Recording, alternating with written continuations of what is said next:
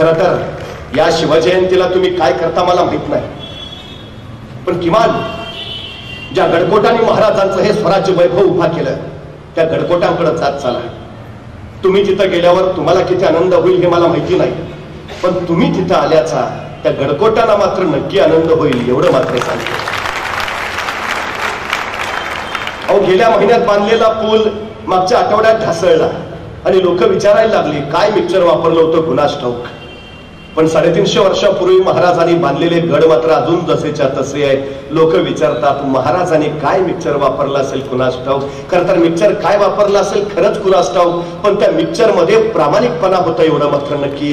त्या मिक्सर मध्ये इमानदारी होती एवढी मात्र नक्की. तो प्रामाणिकपणा बघायचा असेल तर त्या गडकोटांकडे जरूर जा. इमानदारी जाणायची असेल तर त्या गडकोटांकडे जा. तिथला मातीचा एखादा ढेकूळ कधी हातात घ्या, पाण्यात टाका. त्या पाण्यावर जो तवंग उठेल तो तवंग सुद्धा या मातीसाठी खर्ची पडलेल्या मावळ्याच्या रक्ताचा असेल. तिथला पत्तर ना पत्तर माझ्या मावळ्याच्या जीवनाची चित्रकथा सांगेल मातीसाठी कसं लढावं, कसं जगावं आणि कसं मरावं.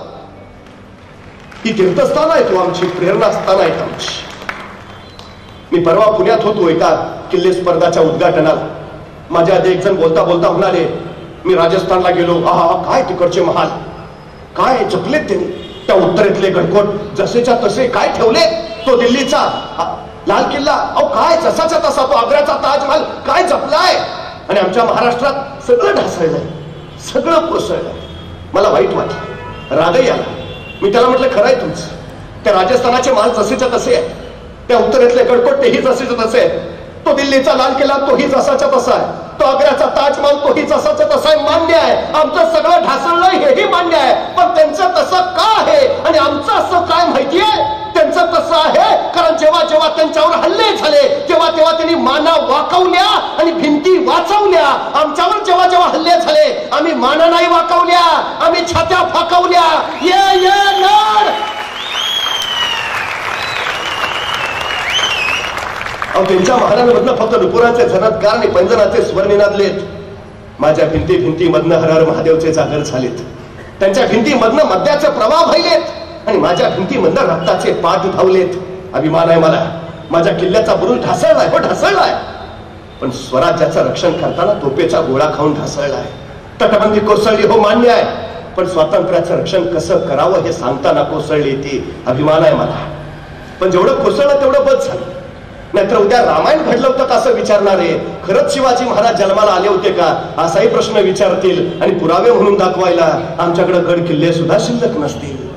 उद्याच्या पिढीसाठी ही प्रेरणा असताना म्हणून जपली पाहिजे. अहो, त्या अमेरिकेला इतिहास नाही. 350 वर्षापूर्वी ते राष्ट्र जन्माला आलं, 350 वर्षापूर्वी. पण 350 वर्षापूर्वीचा दगड सुद्धा त्यांनी काचेत ठेवलाय. काचेत ठेवलाय दगड त्यांनी का 350 वर्षापूर्वीचा आहे. दगड काचेत का 350 वर्षापूर्वीचा आहे. अहो, त्यांनी दगडाची स्मारक केली, आम्ही स्मारकांची दगड करून टाकली.